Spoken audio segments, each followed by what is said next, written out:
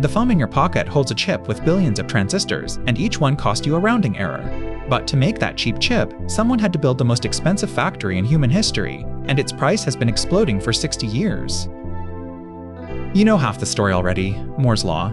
Chips pack in more transistors and get cheaper every year. The most reliable bargain in tech. That's the curve everyone celebrates. Nobody shows you the one going the opposite way.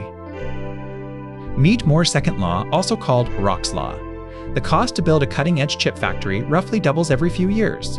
The same relentless math as Moore's Law pointed straight up. Follow it. A leading-edge fab in 1966 cost about $14 million. By the mid-90s, $1.5 billion. By 2015, $14 billion. Today, a single one runs past $20 billion. Now put the two curves together. As the factory got over 1,000 times more expensive, a single transistor fell from about $1 to 66 billionths of a dollar, over 10 million times cheaper. The widest pair of scissors in tech, opening wider every year. Why so expensive?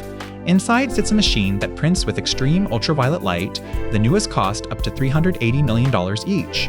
It got so brutally hard that the whole industry collapsed, from 18 companies at the leading edge down to 3. Here's the trap. Factories cost more, so chips should cost more, right? Wrong. One fab pumps out 100,000 wafers a month, so that $20 billion price tag splits across hundreds of millions of chips. Fair warning, some analysts say the savings already stalled around 2012, the foundries disagree. Either way, the chips fall because the factory rose. And that's why the most advanced object humanity makes is built in essentially one place. Over 90% of the world's most advanced chips, one company, one island. Not because of a secret, but because a single factory now costs a nation's budget, and almost no one can pay to get in. Two curves, one force.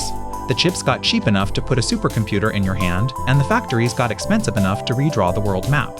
Cheaper than ever and harder than ever to build at the very same time, all on one timeline.